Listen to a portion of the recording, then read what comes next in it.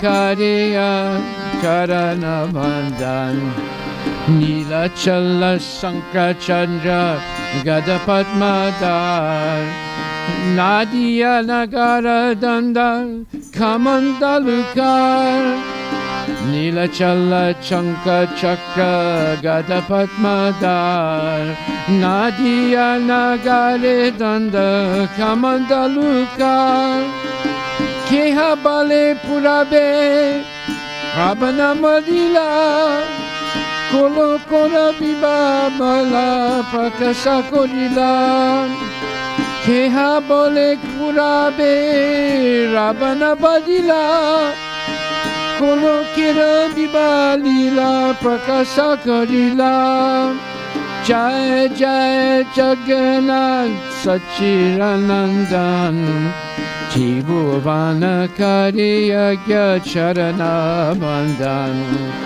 Jai Jai Jagannath Sachiranandan Tribhuvana Kariyagya Charana Bandhan Nilachala Sanka Chakra Gada Padmadar Nadia Nagare Danda Kamandalukar Nilachala Sanka Chakra Gada Padmadar Nadia Nagare Danda Kamandalukar Keha Bale Purabe Rabana Badila Kolo Kira Bibalila Prakasa Karila Keha Bale Purabe Padana Badila Kolo Kira Bibalila Prakasa Karila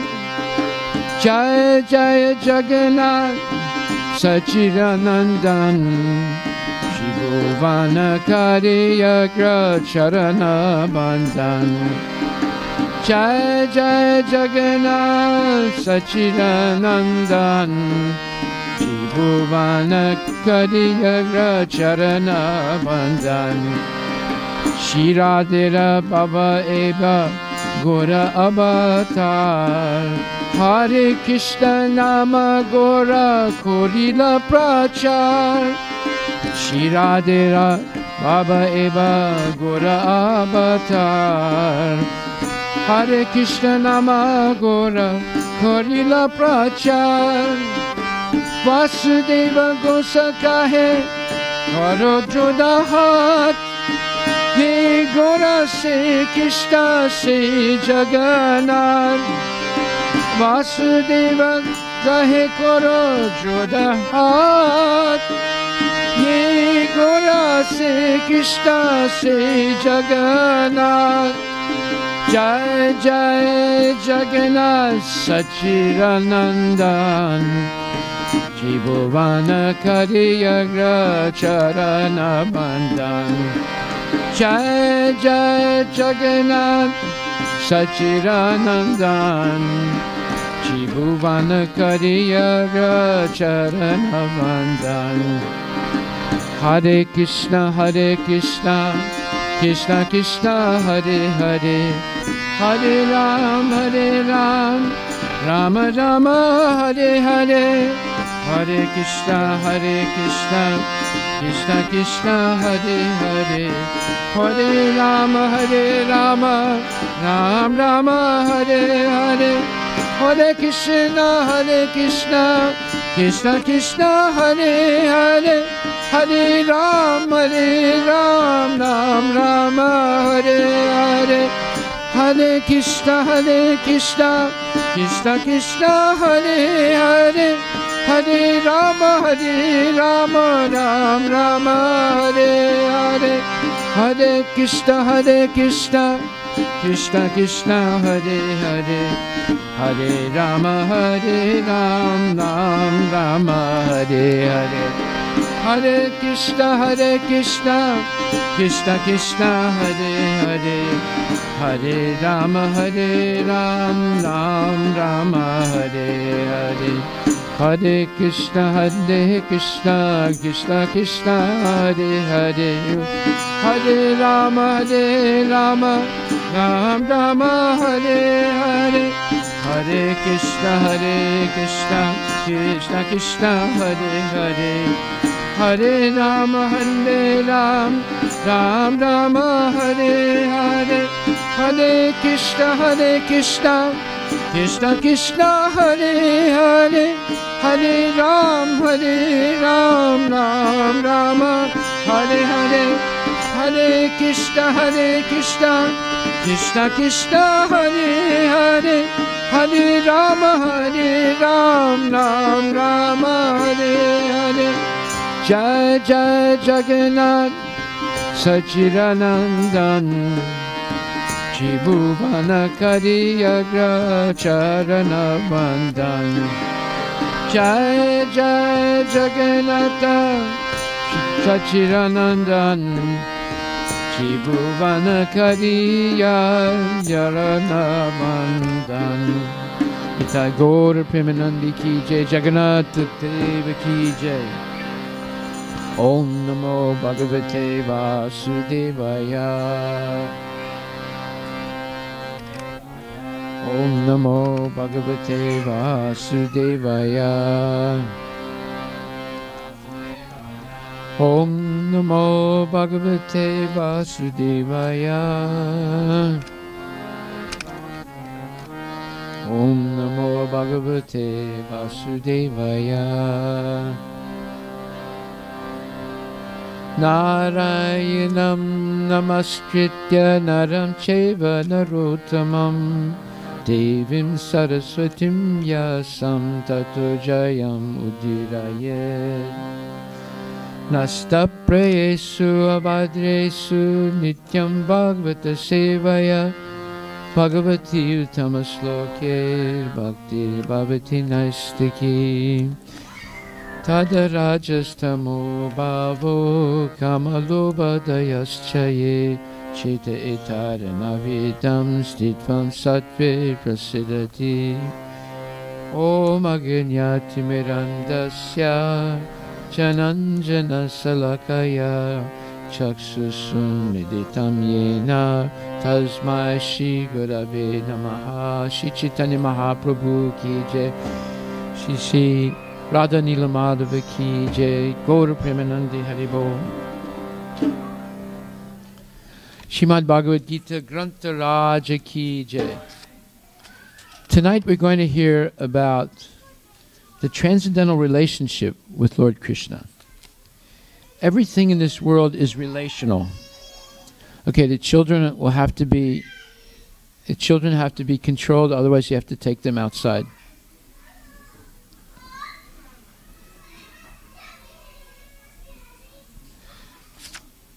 Everything in this world is relational. We can only understand who we are in relationship to other people. If we're in a vacuum, you can't really understand who you are. And the most significant person with which we should try and understand ourselves is Krishna, the Supreme Personality of Godhead. Because he's eternal, full of bliss and knowledge, and mercy above all. You cannot get mercy from a person who has no love for God. But you can get mercy either from God himself or from a person who's a lover of God. So in this, we're going to begin first by understanding the downside of being a doubtful person. There is such a thing as legitimate doubt. You can hear something and not understand it and ask a question. But doubting everything, especially God, is very inauspicious for a person. Lord Krishna says in the Bhagavad Gita, Ajnas chastranadhanasya samsayatma vinasyati. Okay, let's close the doors. Close the doors. Part. Close the doors. Nayam lokastina paro na sukam samsayatmanaha. This is a very important verse. It's the 4th chapter, 40th verse of the Bhagavad Gita that says, But ignorant and faithless persons who doubt the revealed scriptures do not attain God consciousness. They fall down. Fall down meaning one remains in a cycle of birth, death, old age, and disease. For the doubting soul, there is happiness neither in this world nor in the next. So this is an important verse. It shows the value of developing faith in God, faith in Krishna. Without that faith, we will never actually understand what is the purpose of life, nor how to achieve it, and will always be doubtful and miserable. I met a lady yesterday while we were distributing free food in the university district. We go every Saturday night with our free food truck that you see outside, and we distribute very tasty prasadam, or holy sanctified food. And yesterday we also have pizza. So it was very, very popular. One homeless man said to me, "What? I've never seen anyone make fresh pizzas for us right on the spot and give it to us." He said, "This is something exceptional." We do many exceptional things. In fact, next week we have our 50th anniversary, and on next Sunday we're going to have a food fair. And our special guest will be the mayor of Sammamish, who will address the community. And you're all invited. It's the 50th anniversary of ISKCON's presence in the Seattle area. So, Parth, I want you to stand next to the door. Okay. So this lady told me that, first of all, she was a Muslim. And when I saw her, she had her head covered. And I said, "Salam alaikum." She said, "Alaikum salam." She thought I was Muslim. And she said, "What are you doing?" I said, "We're distributing free food." She said, "Really?" I said, "Yes. Would you like some?" I said, "It's not haram. It's halal." She said, "Okay." She said, "Well, I'm not very hungry." So I asked her, "Do you come from India?" She said, "Yes, I come from Kerala." "Oh," I said, "we have some Keralites here tonight." She said, "You do?" "Yes. Would you like to meet them?" She said, "Yes, I like my country's people." So she met two of our devotees, and they spoke in their, what is it, Malayalam? Is it the Malayalam? Yeah. And she was very happy. And she said, well, I left her alone, and I let them talk. And then later on, I came back, and the two devotees told me, she's a very, very frustrated lady. She has very high blood pressure, and she wants to talk to you. I said, okay. So when I talked to her a little more, she told me about her blood pressure problem. And I said, well, if you have high blood pressure, there's two major causes of it. Number one is you're stressed. She said, you're right. I have a lot of stress in my life. And I said, number two, you're probably eating some junk food, maybe cooked in hydrogenated oil. Maybe you drink coffee and tea. You might be snacking between meals. You might have difficult digestion. She said, yes. How do you know all that? I said, it's normal. I said, most Indians eat junk food. And they usually cook with hydrogenated oils, and they end up with high blood pressure, cardiac problems, and diabetes. She said, well, I'm trying to clean up my diet. I said, yeah, I'm sure you are. And I said, what time you go to sleep? She said, oh, I'm a PhD, and I like to read, so I stay up till 12 o'clock at night. I said, oh, red flag. Very bad for your health. You should take rest before 10 o'clock at night. I said, if you go to bed late after 10 o'clock, it throws off your whole biorhythms, and you wake up late, you're not able to function properly. She said, really? And I asked her, I said, do you listen to the news? He said, oh, yes, I'm listening almost 24 hours a day. I want to see what that Trump is doing next. I said, okay, you have Trump anxiety syndrome. And this is enough to give you high blood pressure. She said, how do you know all these things? I said, it's normal. We know these things. So I said, you should definitely stop listening to the news if you want to lower your blood pressure. She said, but I want to know what he's going to do next. I said, I know. And that's what's putting you in trouble. So Basically, she was a very nice lady. Obviously, she has a lot of education, has a PhD. She works in a research laboratory. And also, she told me that there was one white American that was working in a lab with her, and he was always harassing her. So she sued the company, and it's been going on for 3-4 years, the suit. I said, well, here, bingo, this is exactly why you have high blood pressure. She said, but I'm going to win it, and I'm going to make a lot of money from it. I said, well, what's more important, your life or the money? I said, you can have all the money in the world, you die of a stroke, because when you have high blood pressure, you can easily get a stroke or a heart attack. And if you don't die from the stroke, you might be paralyzed for the rest of your life. I said, if you want to lower your blood pressure, you should immediately quit your job. Just let your husband work, and you have to relax and get away from all this stress. She's stressed by Trump. That's already enough.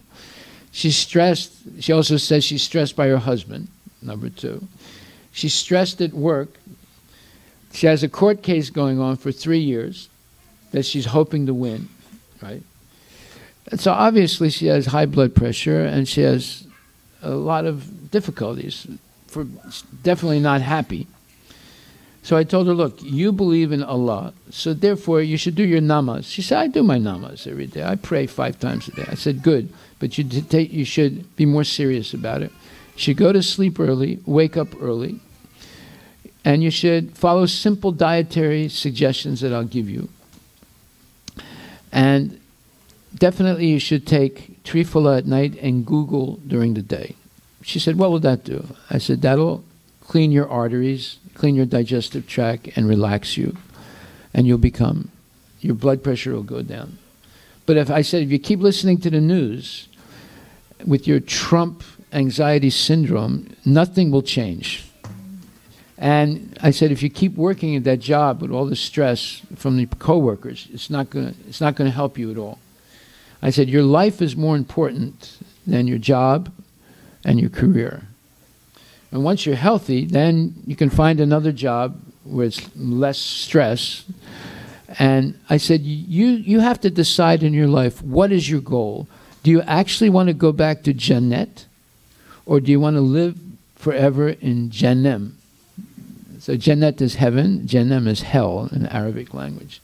I said, if your goal is to go back to Jannat, then you have to begin now simplifying your life and developing strong faith in God, not in your lawyer, not in legal cases, but you have to avoid fighting and getting into these stressful situations. And above all, you should stop listening to the news. It's not going to help you at all. So we had a very nice discussion, and she thanked me. But the problem is that people look for trouble in life. They're looking for trouble by avoiding developing their relationship with the most significant person in their life, and that is Krishna or God, and getting into arguments with other people. It can be family members, it can be co-workers, it can be anybody. So everything is relational in life, in spiritual world and the material world. There are positive and negative relationships also with God. So an atheist has a negative relationship with God. A devotee has a positive relationship with God. The negative relationships are destined to always end in misery. This is the fate of persons who oppose the Supreme Personality of Godhead, Lord Krishna. They believe that sense gratification is the ultimate goal of life. Their anxiety is endless because the temporary body can never keep up with the pace of their material desires. So this is very important.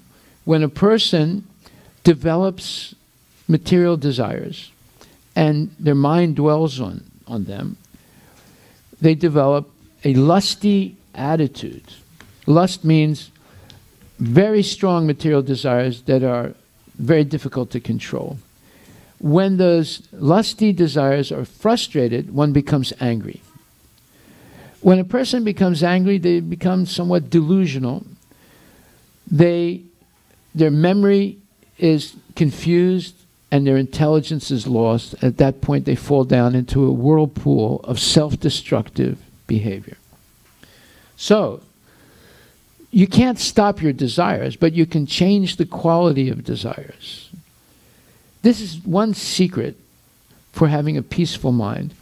When you desire only to please God and stop desiring only to please yourself, your family, your ethnic group, your nationality, and so forth, then those desires are uplifting.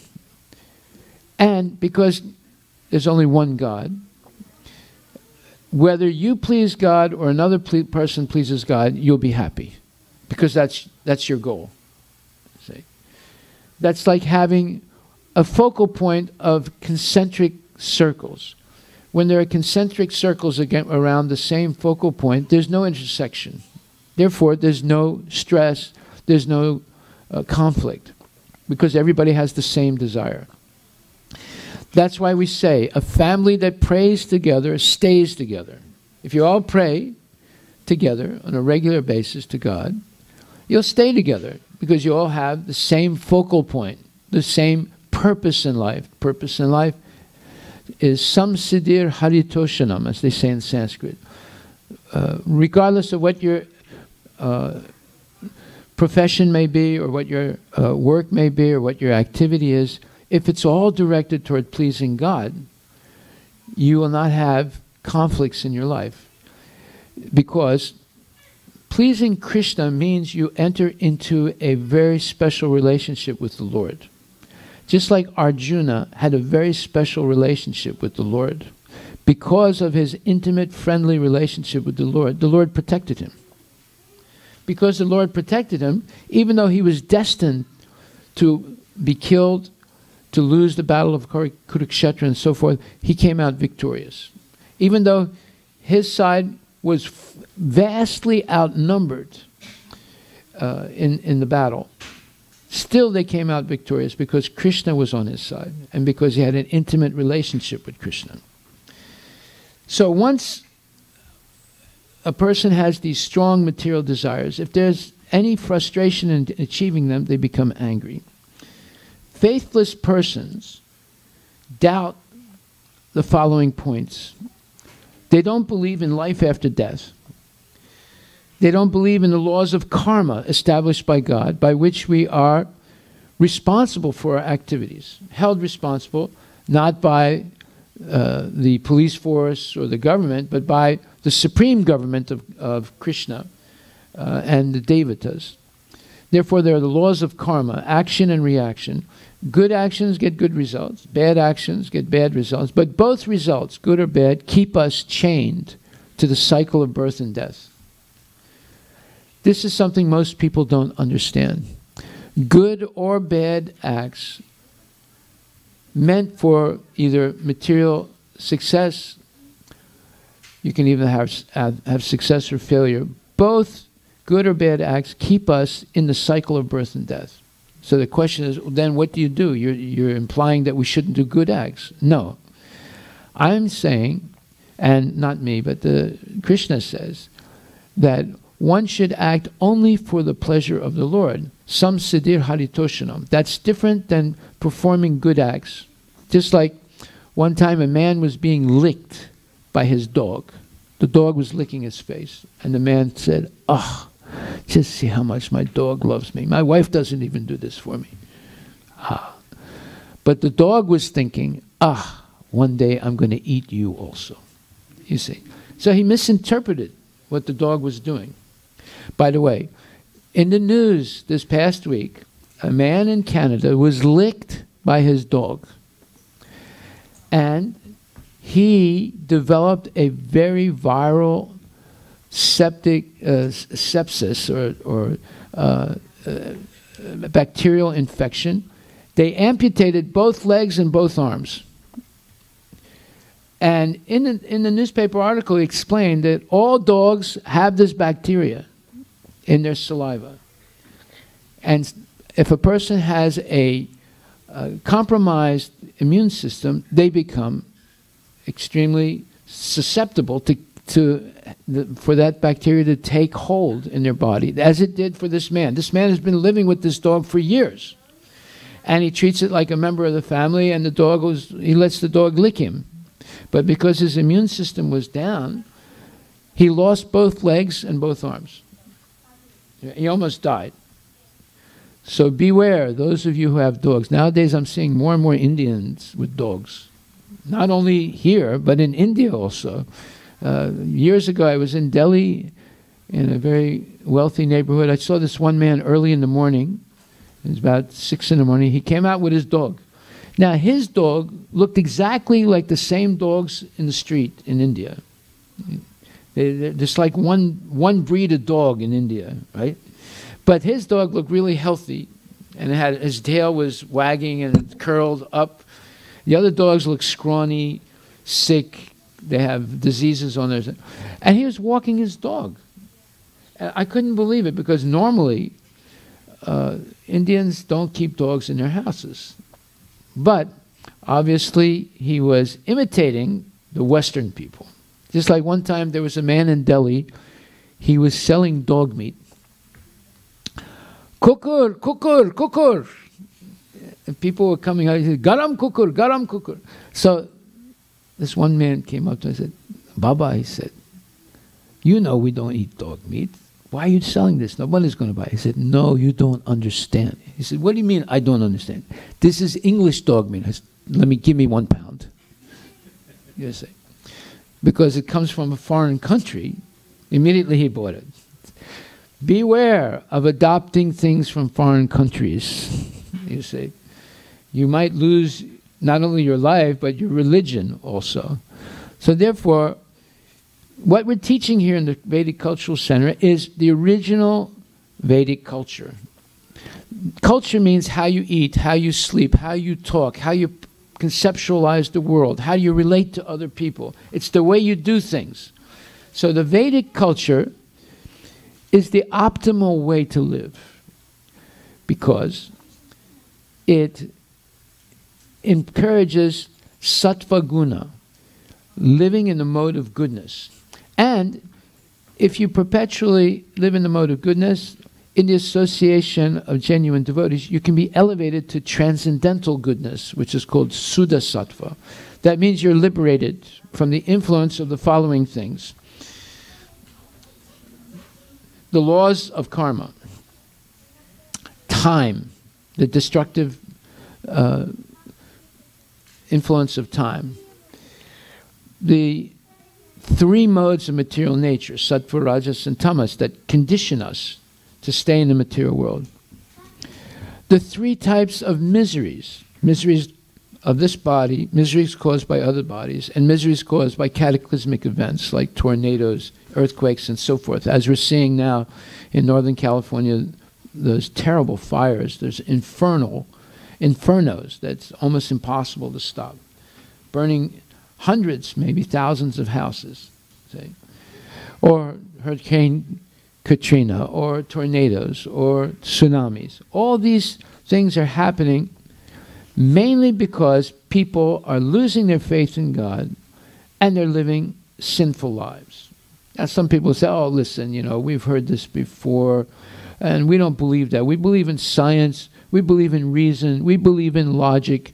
We don't believe in all this hocus-pocus religious stuff, sins. You know, that's what gives people psychosis. You're talking about sins. Just like I had an uncle once. He was a World War II veteran. He fought in the Ardennes. The Ardennes was the final major battle between the United States Army and the Allied Army and the Nazis. And he went through hell for like 3 weeks. It affected him. He lost his faith in God, and he only believed that man is in this world like an animal. And he's living in a jungle. You know, modern society is a jungle. And it's survival of the fittest. And there's no question of mercy. There's no question of God.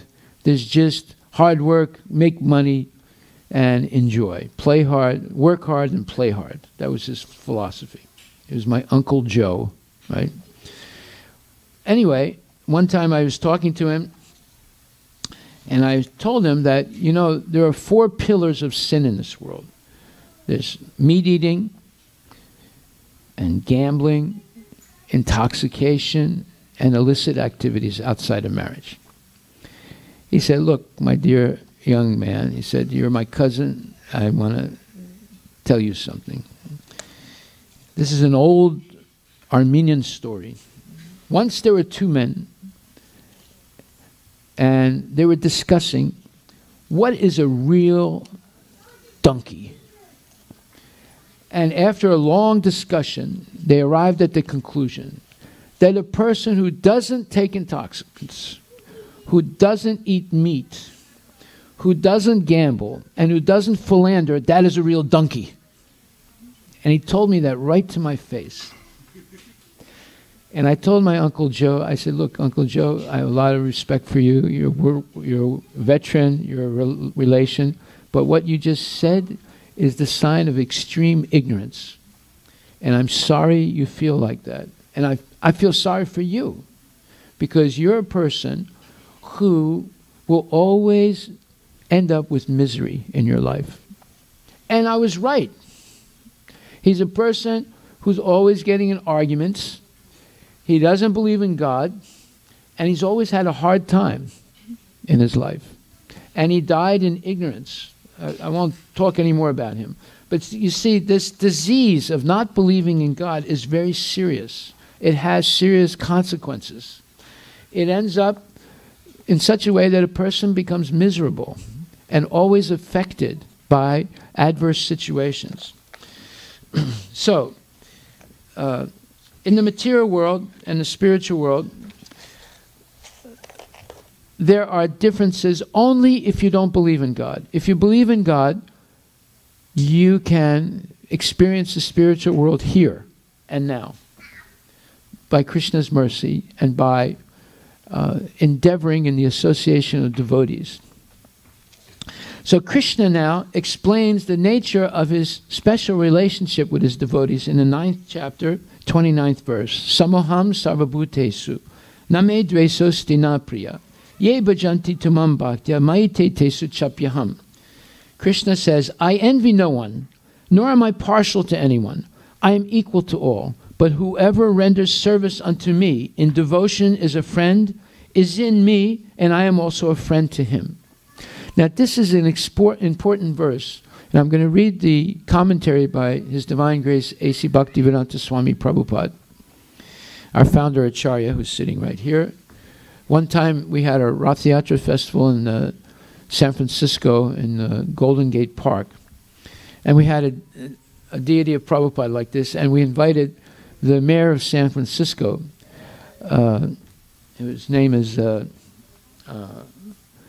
I forget his name right now. He's an African American. He's a very dynamic person. He also became the Speaker of the House of Representatives in the state of California. Anyway, the mayor came, and we showed him the deity of Prabhupada, and he was like stunned. And he went and he just stared at the deity for about 3 or 4 minutes. And then he came back and he said, I'm so glad to meet your guru. I've never met a person who's so serious. It's affected me. I feel blessed. So I was a little taken aback by what he said. So I said, sir, I said, Mayor, I said, that is a deity of our guru. He said, yeah, I know. He's a divine person. I said, it's a deity. That means he left this world in 1977. He said, really? So I thought that was him. He said, I was affected by him. He was talking to me. I mean, I felt as if he was like communicating with me. Right, you see? So, I mean, he's not any great devotee of Krishna, but he's a human being who was blessed by Prabhupada, and he felt the presence of Prabhupada in the same way that we can feel the presence of Krishna from the deity. If we have, let's say, a simple, clean heart, we can experience that. So anyway, Srila Prabhupada explains, one may question here that if Krishna is equal to everyone and no one is his special friend, then why does he take special interest in the devotees who are always engaged in his transcendental service? But this is not discrimination. This is natural. Any man in this material world may be very charitably disposed, yet he has a special interest in his own children. The Lord claims that every living entity in whatever form is his son or daughter, and so he provides everyone with a generous supply of the necessities of life. Necessities of life: the sun, the moon, the rain, the movements of the planets, your digestion. All these things are controlled, put in place and controlled by the Lord himself. So he's supplying food to everyone, the atheist as well as the devotee. And he doesn't discriminate. So today you can go to Safeway and it's full of food, full of anything. All you need is a little bit of money. You can buy as much food as you want. And by the way, food in America is relatively inexpensive compared to Europe and other countries. It's relatively very inexpensive, right? The Lord is just like a cloud which pours rain all over, regardless of whether it falls on a rock or land or water. But for his devotees, he gives specific attention. Just like you. If your child was visiting your neighbor's house to play with the neighbor's children, and the house was on fire, if you ran into the house, which child would you look for first? The neighbor's child or your child? Tell me, Prabhu, you have 2 kids. It's normal, right? After you save your child, you might run in again and try and find the neighbor's child, right? In the same way, there's a real benefit in having a personal relationship with Krishna.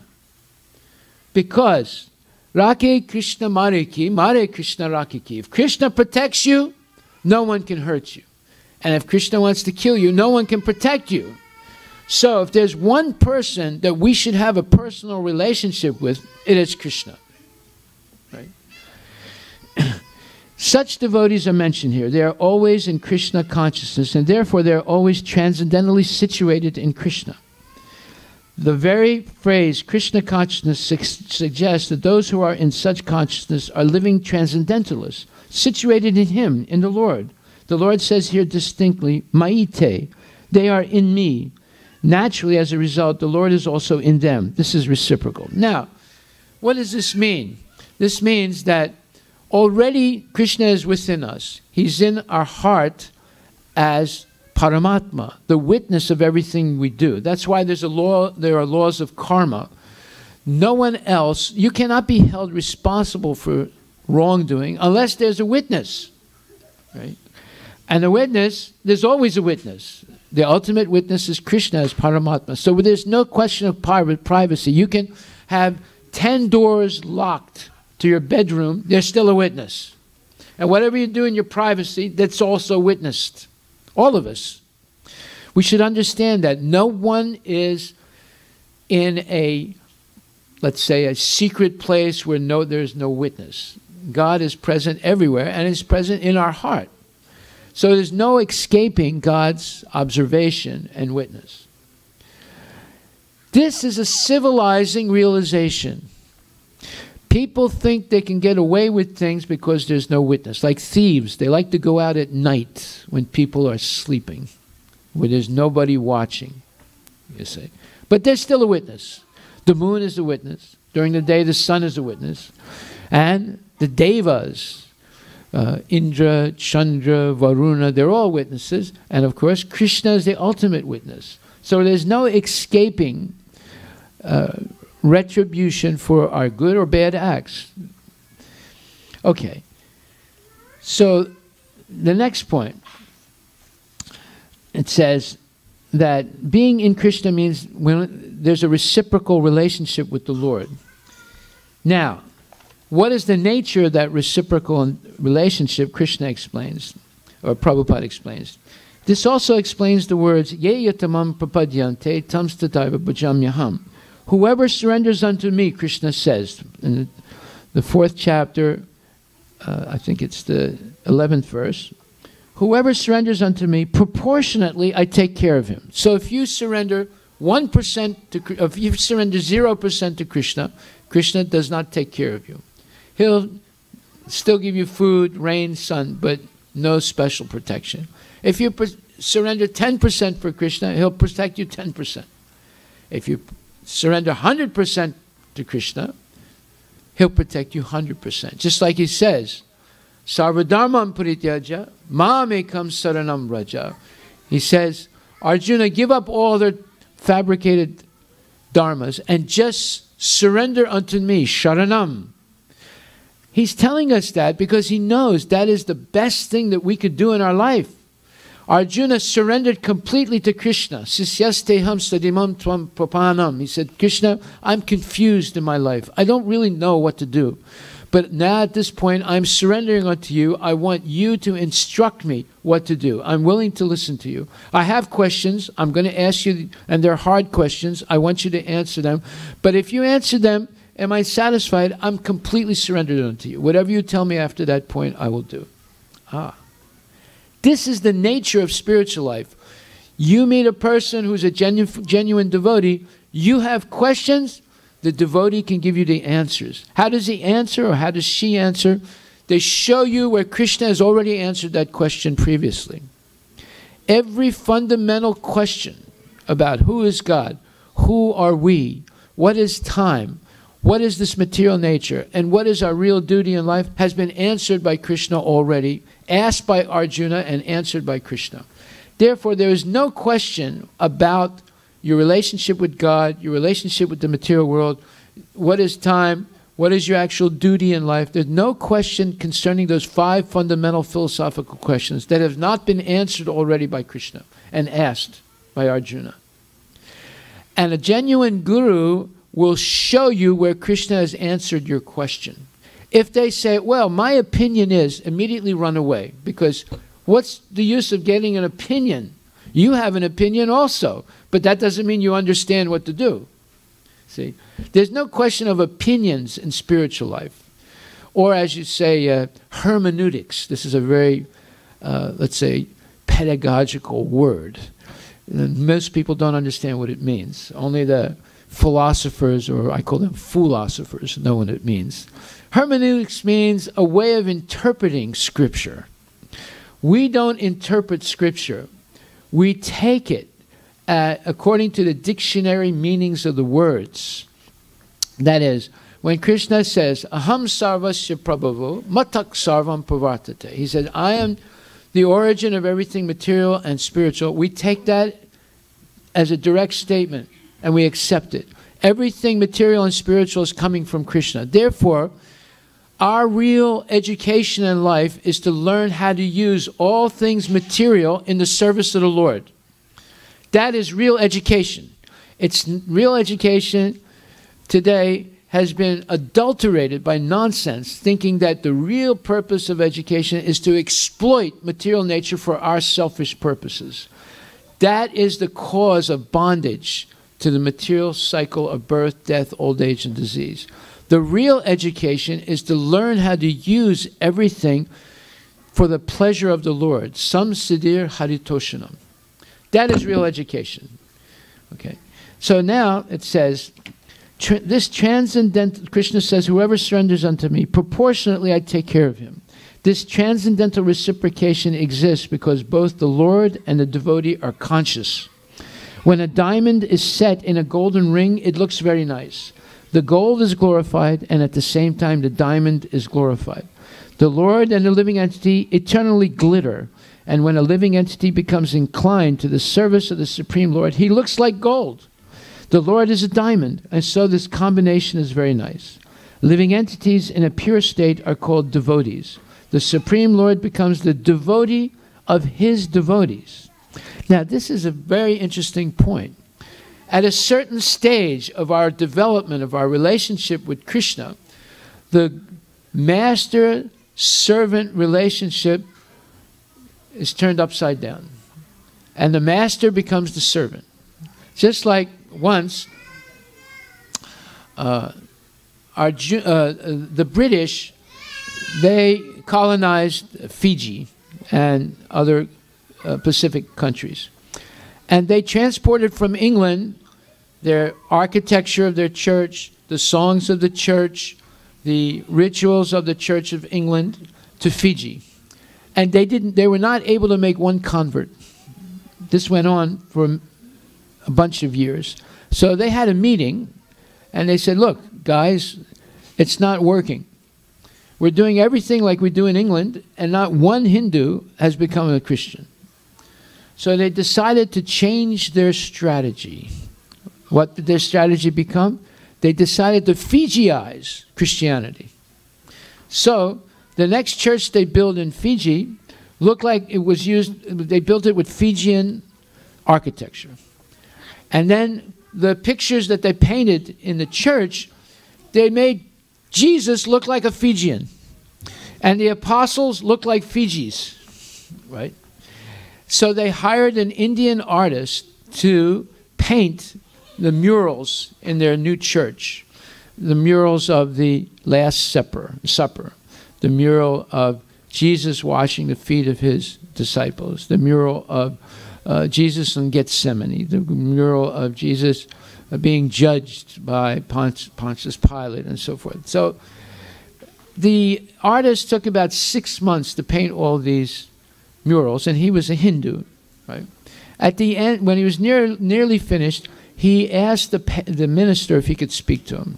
And the minister said, sure, are you worried about your payment? He said, no, I'm not worried about the payment. Let's not talk about that. He said, what is it? Don't put your finger in your mouth. You have to wash your hands every time you put your finger in your mouth. Go wash your hands. Don't do it again in the temple. Go wash your hands.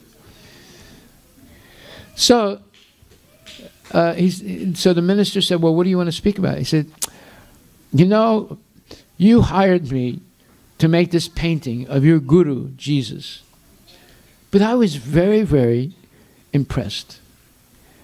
In my religion, we wash the feet of the guru.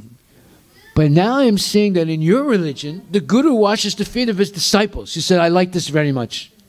I want to become a Christian. Very interesting, you see. So, and that's true. When one develops an intimate relationship with Krishna, the master-servant relationship is turned upside down. And so therefore you see that in the Bhagavad Gita, Krishna has become the chariot driver of Arjuna, his devotee. That means that Krishna is taking orders from Arjuna. Arjuna says, take this chariot out into the middle of the battlefield so I can see the two armies arrayed. So Krishna has become the servant of Arjuna out of love. Just like once during the 100 years or 30 years war between England and France, the Prime Minister of France came to see Lord Gladstone, the Prime Minister of the British Empire. At that time, the British Empire was at its peak. And when he came into Gladstone's office, the secretary said, sir, you'll have to wait a little bit. The Prime Minister is busy right now with important business. So the French minister said, what are you talking about, important business? I've come here to stop the war. We've had a 30 years war. I should be given priority. He said, no, it's very important, sir. He can't meet you right now. You'll have to wait a little bit. So after an hour of waiting, the French Prime Minister asked the secretary, look, I've been waiting an hour. I've come here to stop the war. What's going on? She said, he's very, very busy, but just a little bit more. So at that point, the secretary stepped out of the office for some other purpose, and the French Prime Minister opened the door a little bit to look into the office, what Gladstone was doing. And he saw that Gladstone's grandson was on his back, kicking his ribs, saying, giddy up, horsey, giddy up. And Gladstone was going, whoa, whoa, and moving up and down. You see. Now, Gladstone, Prime Minister Gladstone, was the most powerful man in the world in the 1880s, 1890s. The British Empire was at its peak. And here he was playing horsey for his grandson. And the grandson was kicking him in the ribs and saying, giddy up, horsey. Now, why did he do that? Why did this man, and he's keeping the French Prime Minister waiting. He did it out of love. In the same way, if we develop love for Krishna, then although Krishna is Ajita, unconquerable, he becomes conquered by the love of his devotee. And all of a sudden, he becomes the servant of his servant.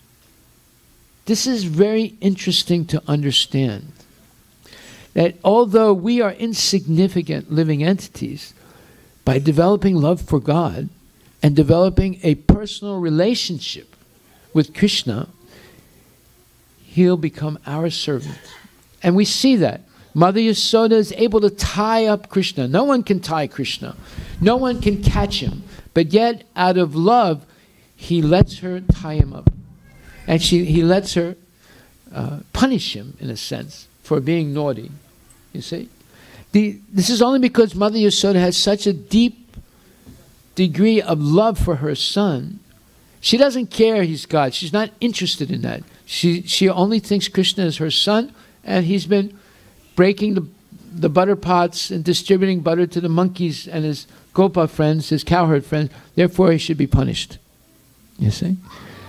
We don't understand what's happening in the spiritual world. We can have a glimpse of it by hearing carefully the Bhagavad Gita and the Srimad Bhagavatam, but we can actually experience it by engaging practically in the service of Krishna. Just like in this temple, this is a seva ashram, a home for doing service to Krishna. If we get into the seva mood, service mood, we give many opportunities for all people to serve Krishna here. And by this service, your heart becomes purified, lust, anger, greed diminish. Just like this lady yesterday I was talking to, the Muslim lady, her main problem was anger management. She gets angry at her husband. She's angry all the time because of Trump, right? And she gets angry at her coworkers. Do you know anybody that has anger management problems? You know anybody? Yeah, I mean, most people have anger management problems today, right? This is, but if you come and offer service to Krishna, you'll be able to control it, as well as lust, anger, greed, illusion, envy, madness, and so forth. All these 6 enemies of the spirit soul. Okay, so we're going to stop there. We were talking about transcendental relationship with Krishna. There's a real interest in developing this relationship with Krishna, and you develop it through service. And above all, by chanting the holy mantra, the names of Krishna, Hare Krishna, Krishna Krishna, Hare Hare, Hare Rama, Rama Rama, Hare. When I first came in contact with the devotees, the first day they taught me to chant Hare Krishna, Krishna Krishna, Hare Hare, Hare Rama, Rama Rama, Hare. I said, okay, look, I've tried many other things. Let me try this also. Right? And they told me that you don't learn the philosophy of Krishna consciousness by studying. You learn it by service. I said, that's interesting. It's not academic. It's based on seva, service. I said, let me try this. Chanting Hare Krishna, eating only prasadam, and rendering service to the Lord in the association of devotees, and regularly hearing Bhagavad Gita. Bhagavad Darshan, Krishna Seva, Sadhu Sangha, and Harinam Sankirtan. These 4 simple things. So I tried it. It worked. I was able to control anger, lust, greed, which I was never able to control before. I was able to control them by this constant chanting, hearing Bhagavad Gita, eating only prasadam, respecting prasadam, and Krishna Kirtan. So you can do it too. It works. It works in Australia. It works in Africa. It works in Russia. It works in Europe. It works on the North Pole. It works on the South Pole. It works in the United States. It works in South America. You can go all over the world. You can go to China. You can go to Mongolia. You'll find Hare Krishna temples. You can go to Bhutan. You can go to Myanmar. Yeah, Myanmar. You will find temples in every one of these countries. You can go to Laos. You can go to Cambodia. You can go to the moon. Yes. Chandra is worshipping Krishna on the moon also. Yeah. So this is very interesting.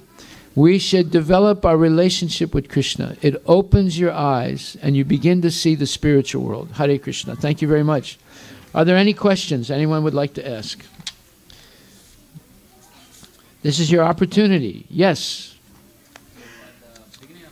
At the beginning of the lecture, yes. So you started by saying that you can get mercy only from devotees and not non-devotees. You can only, yeah, you started by saying you can only get devotees, you can only get mercy, kripa, from devotees, not from non-devotees. Yes.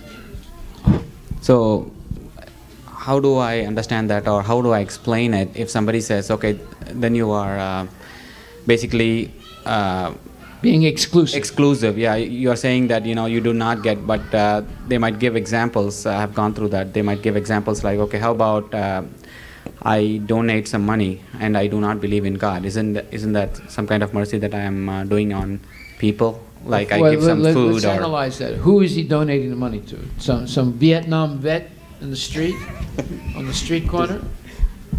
To some organization, let's say. Okay. So, according to Manu Samhita, if you give a donation to someone and they use your money to either drink, eat meat, gamble, or have illicit activities, you get 1/6 of the result, of the bad karma.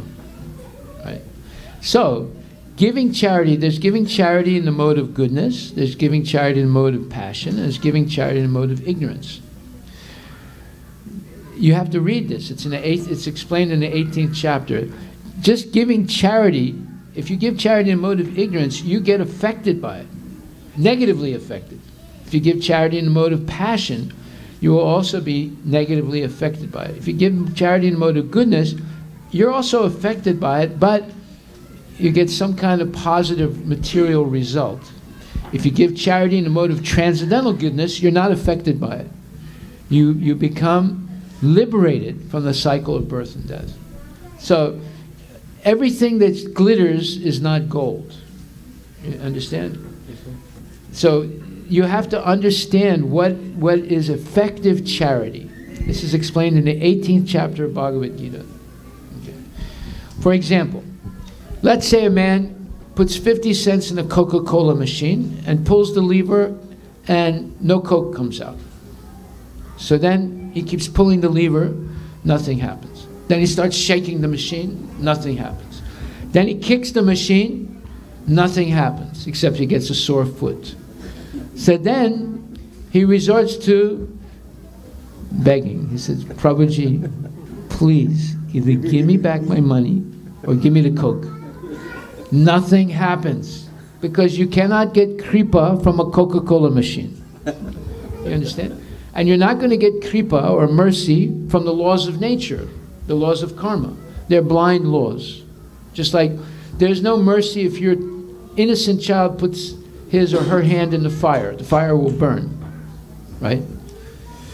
You can only get mercy from God or Krishna or his devotees. Genuine mercy. Like, for example, at Christmas time, I'm a CEO of my company. I get bottles of wine from my suppliers. This is their mercy. Is that mercy? And an expensive wine. They'll send me a $100 or $200 bottle of wine. So what do I do with that? I use it for compost. Yeah, I have to use it, right? I use it for compost. And we don't drink wine. But it can be good compost. Right? So you see, that's their mercy. It's just like my Uncle Joe. His mercy was telling me, someone who doesn't eat meat, who doesn't gamble, who doesn't philander, who doesn't intoxicate, is a fool. That was his mercy. That was my uncle instructing me in the, let's call it, the facts of life. So that's not mercy, that's nonsense. You can only get mercy from a genuine devotee or from Krishna directly. So thank you very much. We'll stop right there and have Arti. Tonight we want to thank Mayan Kumar and G. Solanki, and it's one of our sponsors. Thank you very much, Mayan and G. Solanki. And then Shishir Gudipati. What is it, his birthday or what is it? Yes. It's the first check. He was working. Where was he working? He's doing internship at university. Internship at the university. So Shishir is a boy who's grown up in this temple. He's a very good boy. He's going to be a doctor, right? No, computer science. Computer science, okay. Yeah. Okay, is he here? Okay. And then we want to thank Damodar Prasad Prabhu. Anything special? Or just for Shishir? His birthday today. Oh, it's your birthday! Okay. Thank you very much. Damodar Prasad has given $251, and Shishir has given $251, right? Huh? $100. Okay, yes, Shishir has given $100, and Damodar Prasad has also given $251 for the feast today. And then Mayan Kumar and G. Solanki have given $251 to the temple, and Raghu Seturaman and Aparna Tyagarajana, on the occasion of the 76th birthday of their father, Seturaman. Seturaman is here. So everyone come forward here after the arti and get special blessing of Srimati Radharani.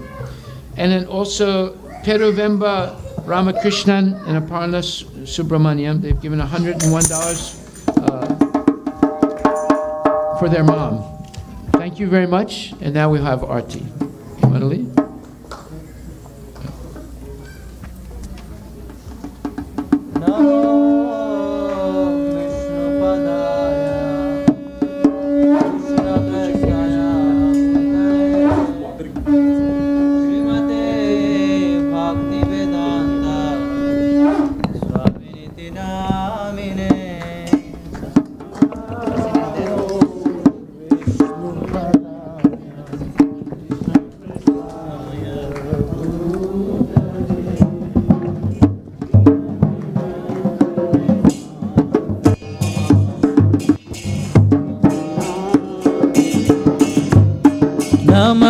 Namaste Saraswati Deve Gauravani Pracharine Nirvishesha Shunavadi Shanta Deshatarine.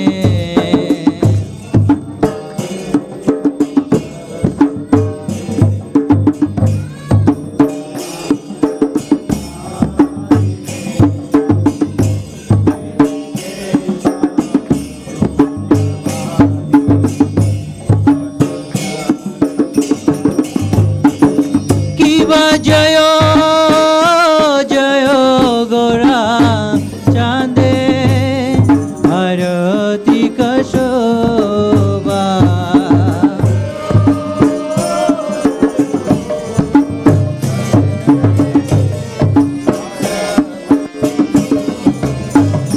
Kiva Jayo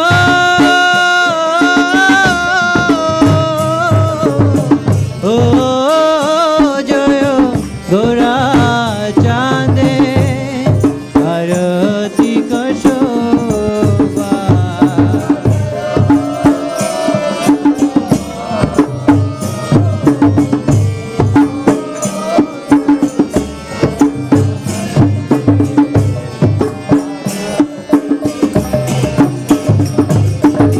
Janvi तट बने जगमन लोभा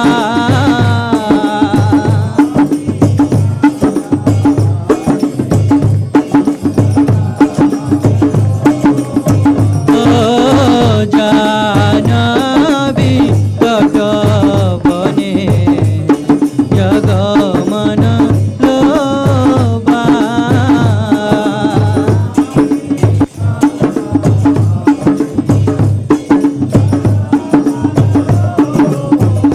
किबा दक्षिणेनी ताय जान बामे गदाधर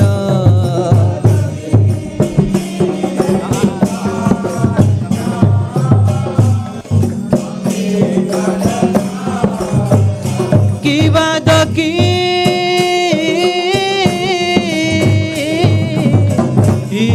दक्षिणेनी ताय जान बामे गदाधर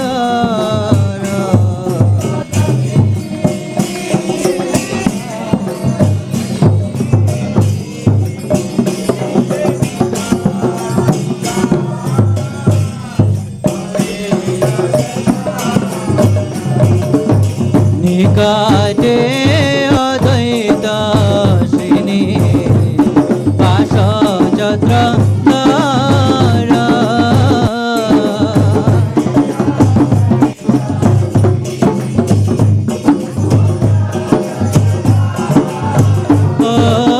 निकटे अद्वैत श्रेणी पाश जत्र धर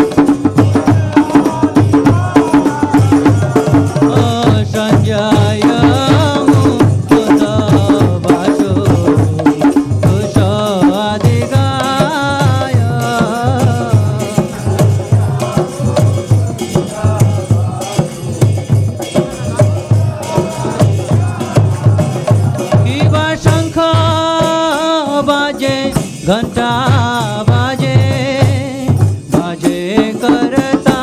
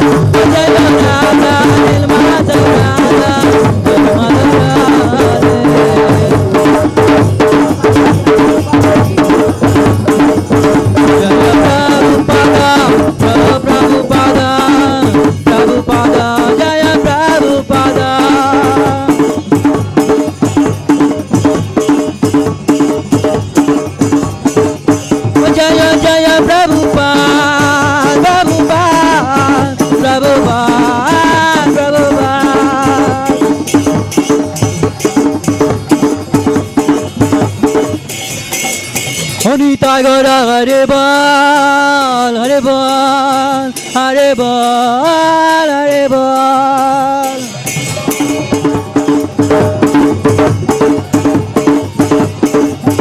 Nitai Gaura Hare Bol, Hare Bol, Hare Bol, Hare Bol.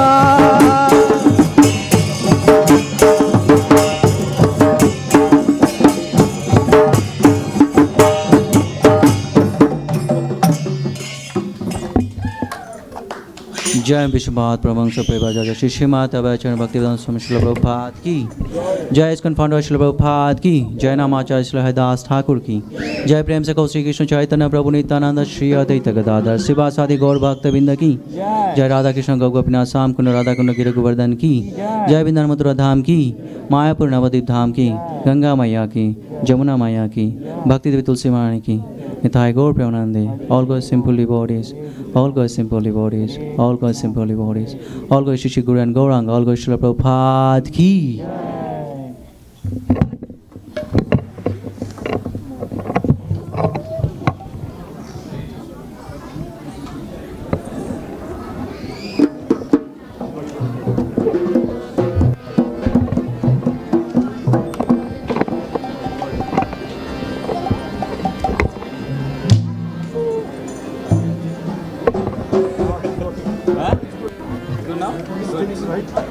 Namaste Narasimhaya Praladadayini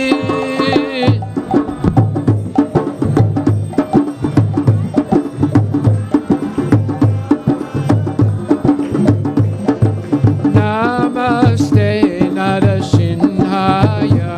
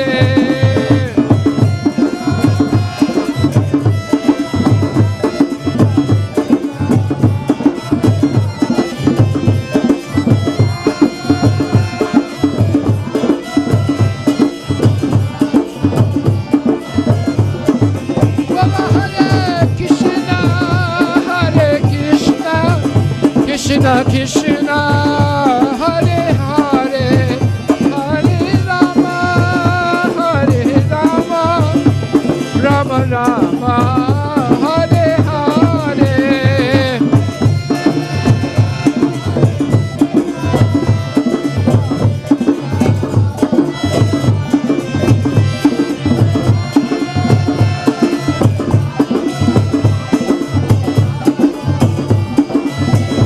Nitai Gaur, Hari Bol, Hari Bol, Hari Bol, Nitai Gaur, Hari Bol.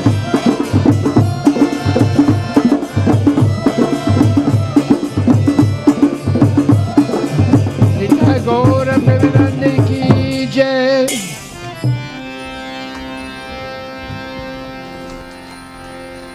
Shingadev Bhagavan ki jai, Bhakta Prahlad Maharaj ki jai, Srila Prabhupada ki jai, Gaura Premanandi Haribol. So if there anyone here who is visiting the temple for the first time, please raise your hand. Anyone who is visiting the temple for the first time. Here's one. And anybody else visiting the temple for the first time? Well, we have a gift for the first time comer. You've hit the jackpot. Instead of going to the football game, baseball game, basketball game, hockey game, or nonsense, any game, you came to the temple. So here is your present of our appreciation for your coming here. Hare Krishna. What is your name? Xian. Tian, okay. Thank you very much for coming. And you're here for the first time. What is your name? Arun Prabhu, okay. Thank you very much. This is a token of our appreciation for your coming here. Hare Krishna. And? Sonam Agarwal, thank you very much. Sonam, this is for you. Thank you very much for coming.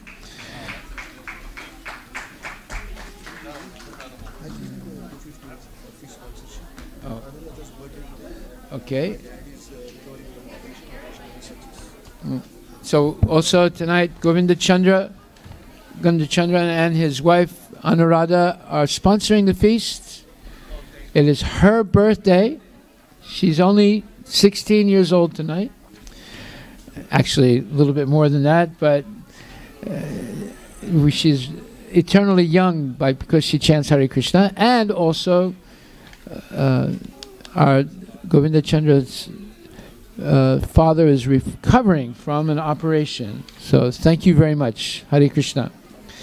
Also, very soon, on August 20th to the 24th, we have Namita Purohit,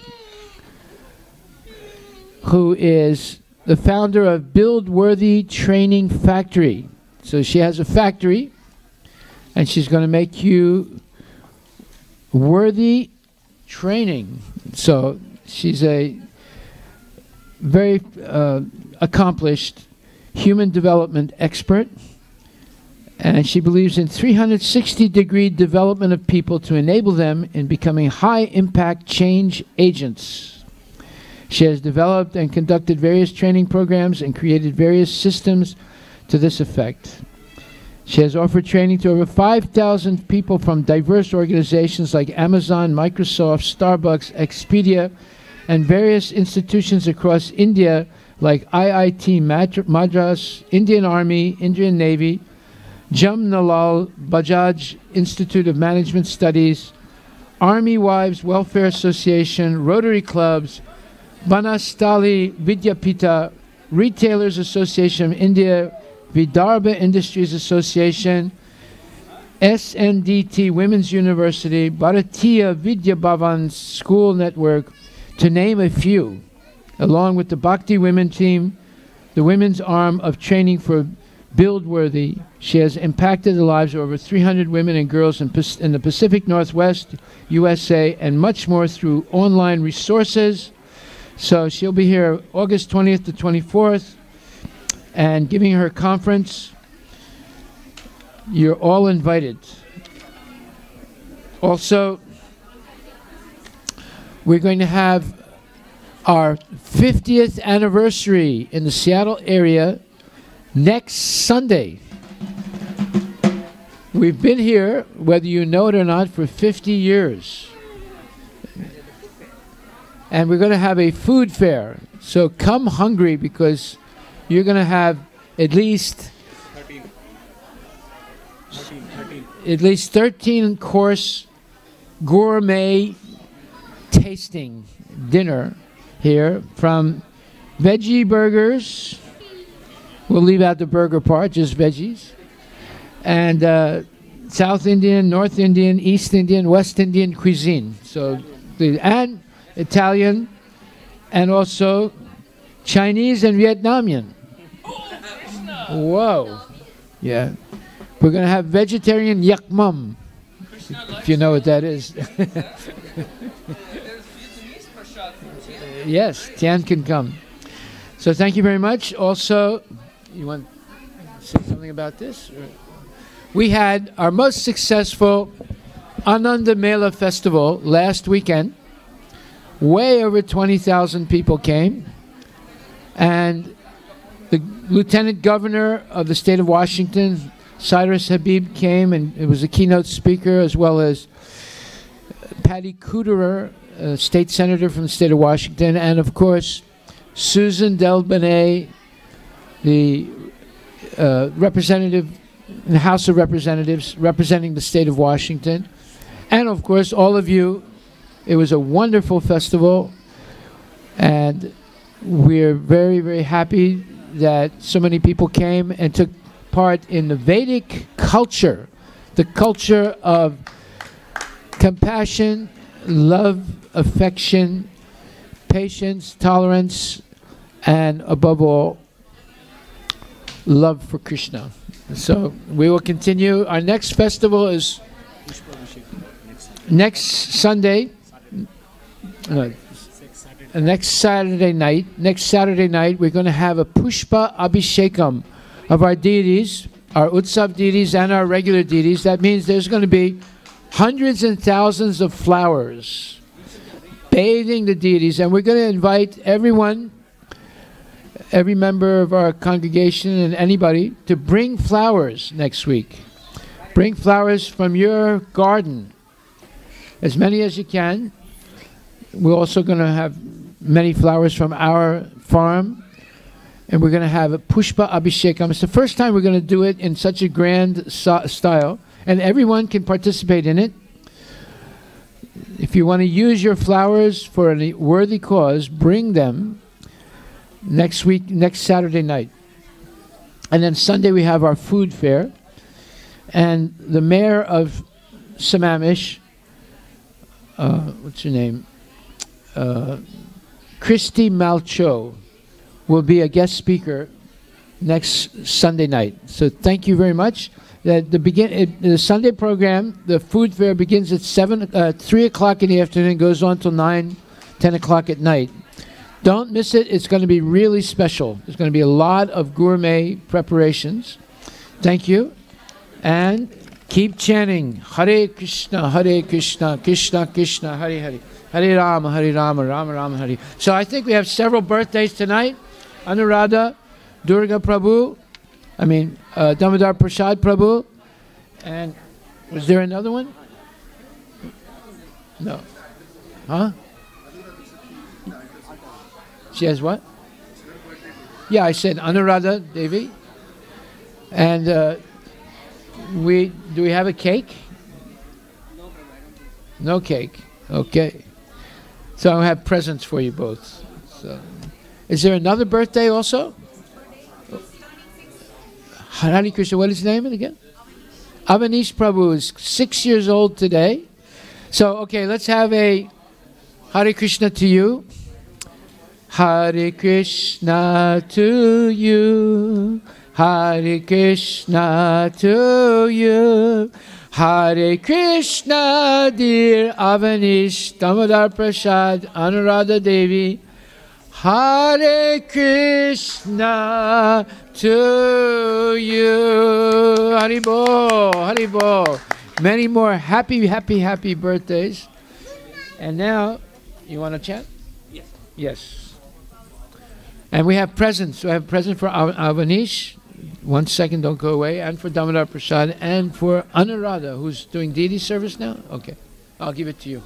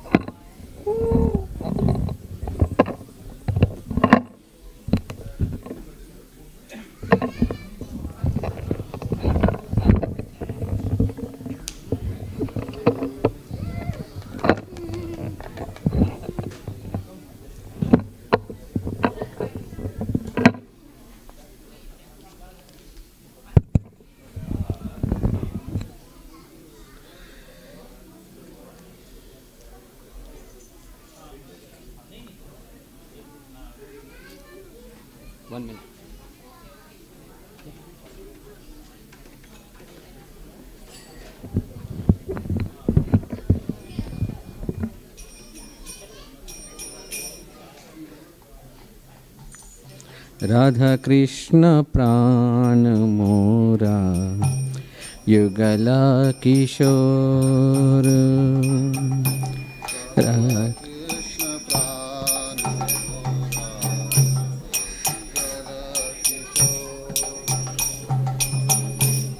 जीवने मराने